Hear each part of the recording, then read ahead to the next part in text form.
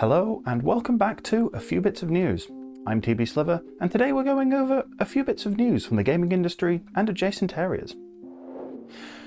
Right, let's go ahead and address the massive elephant in the room, the Blizzard lawsuit.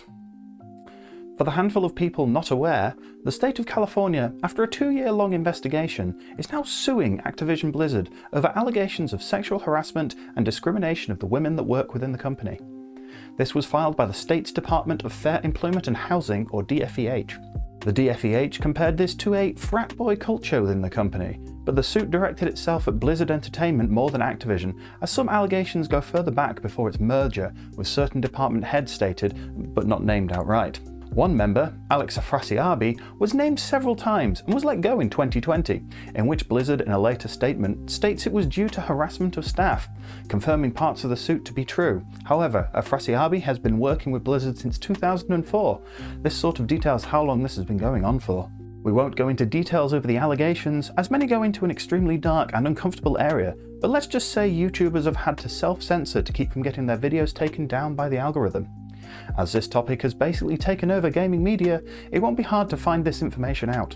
What we will cover is the responses both from the company heads and the staff. The first response to the press from Activision Blizzard on the day the suit was announced, which had no actual name attached, felt very reactionary, as they claimed the DFEH includes distorted and in many cases false descriptions of Blizzard's past. Former heads of Blizzard, Mike Morhaime and Chris Metzen, made statements apologising for the state of the company, saying they failed, whereas current head J. Allen Brack had a carefully worded internal email, which of course was immediately leaked to the press, calling the situation extremely troubling.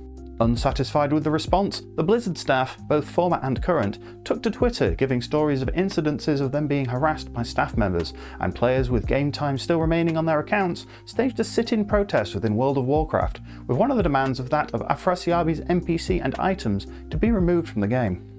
Adding fuel to this already lit bonfire, Chief Compliance Officer Fran Townsend, who joined Activision Blizzard back in March, weighed in, stating the lawsuit included distorted, factually incorrect and out-of-context stories, with some from more than a decade ago. Her email continues to state, "We work at a company that truly values equality and fairness," doubling down with, "We cannot let egregious actions of others and a truly meritless and irresponsible lawsuit damage our culture of respect and equal opportunity for all employees." This, of course, infuriated the staff, with them stating neither Brack nor Townsend represented them as staff members and were very dismissive of the issues, and a 2,000+ strong petition was signed by current and former staff members, calling the response abhorrent and insulting. As the company's stock dropped, Bobby Kotick finally spoke out in an open letter, on Tuesday calling the initial responses tone deaf, trying to placate staff members while they organised a physical and digital walkout this past Thursday. The walkout went ahead with the staff saying Kotick fails to address critical elements at the heart of the employee concerns. Outside of Blizzard, Ubisoft staff members signed an open letter in support of the walkout, while in turn slamming their own management staff for failing them with empty promises with their own toxic work culture of the past years. Finally, media itself took a stand, with some sites refusing to cover Activision Blizzard content going forward unless change happened. One journalist commenting on her podcast that she found it concerning that both the streamer and one voice actor had allegations of sexual misconduct, and although were cleared, Blizzard immediately reacted by removing the streamer's content and replacing the voice actor, and yet Afrasiabi's NPC and content was in for over a year before action was taken, when it was out in the open. It's also worth noting that during this time, an Overwatch map reveal and a Hearthstone expansion panel was due to happen these past weeks, but were cancelled, and the company's social media accounts have been eerily quiet. As this situation is ongoing, and will be for a while, all we can say here is that we hope those affected get the change they are looking for. It's correction time for us again. Last week we stated the Halo Meets Portal FPS Splitgate was due to be released last week. However, that wasn't the case. The team at 1047 Games, moments before its official launch, have delayed the game for a good reason. It's just too damn popular. The game was due to release 27th of July, along with a large graphical update. This has now been delayed until August, as the team was overwhelmed with a 2 million player strong following. This was sort of known for a few days earlier, when the Splitgate Twitter spoke about its server capacity on the 22nd. Talking with their server providers, the game had easily reached its cap of 65,536 concurrent players, and were working on adding a queue system to allow the servers to be stable until they could increase its population. A few days later, they increased the cap, but discovered a bottleneck issue. Come the 26th, Splitgate was number 1 on the Xbox storefront, trending number 1 on PlayStation and Steam, and in 24 hours grew 200% more since the last day based on Steam charts. Creme went further back, and in the past 30 days, at time of writing, the game was up 500% more players than that of the previous month, with a Steam peak at 14,625. Finally, the good news kept coming, as they secured $10 million in funding. Despite the fact that the game is delayed, the team are keeping the open beta going for the foreseeable future. This past week, ArenaNet laid bare more details of their latest expansion to MMORPG Guild Wars 2, titled End of Dragons.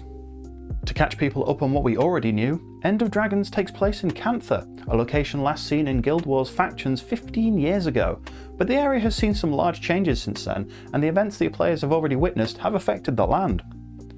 Allied characters Marjorie and Casimir returned for this story, with Aurene heavily featured.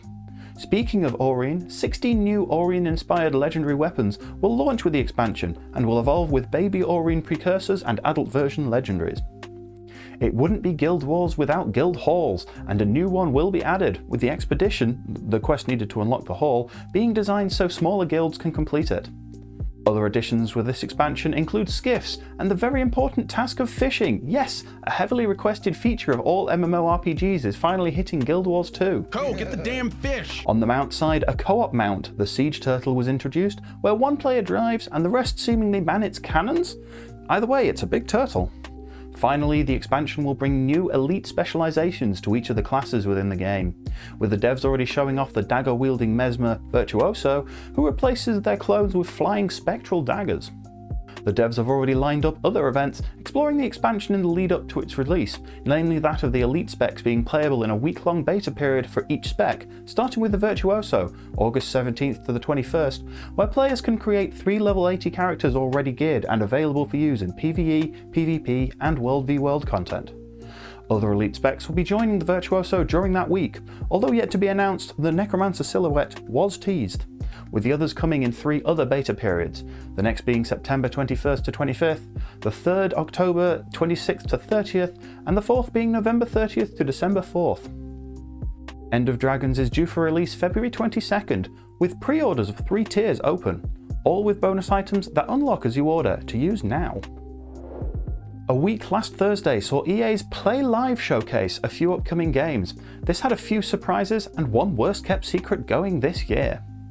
Coming in 2022 is Grid Legends. This time around, EA have taken the story mode from the likes of FIFA and turned it on the track, featuring talents from the likes of Nkuti Gatwa in live-action documentary-style story using the same tech to film The Mandalorian. Cool! Next up was Swedish game studio Zoink's Lost in Random, this gothic fairy tale themed adventure game where you play as Even and her D6 companion Dicey, playing the odds to break the curse of random. The game is due September 10th. Knockout City Season 2 started last week, titled Fight at the Movies. This includes a new map, Hollywood Drive-In, a new ball, new playlists, gear and rewards. Also dropping tomorrow, Apex Legends has its emergence update, including new character Seer. Coming with Battlefield 2042 is a new custom game creator called Battlefield Portal. This system allows use of assets across the series, allowing a lot of bizarre mashups of items and themes with your own rule sets. The system also comes with 8 reimagined maps from 1942, Bad Company 2 and Battlefield 3, as well as the 7 maps from 2042, with progression shared across the games. Let the chaos of battle reign. Finally was the not-so-surprising reveal of Dead Space. This remake will be handled by Star Wars Squadron's team EA Motive. No date was given, all that we know is that the game will be next-gen exclusive. Let's hope this remake of the series doesn't end up with the same fate as the original. And that's it for this week's A Few Bits of News. Tune in next Monday for more news across the gaming industry, and as always, don't forget to like, comment and subscribe, as well as hit that bell to get notified of the next video. If you'd like to catch us live, then come join me on Twitch every Tuesday, Wednesday and Friday, link in the description. Otherwise, we'll catch you next time.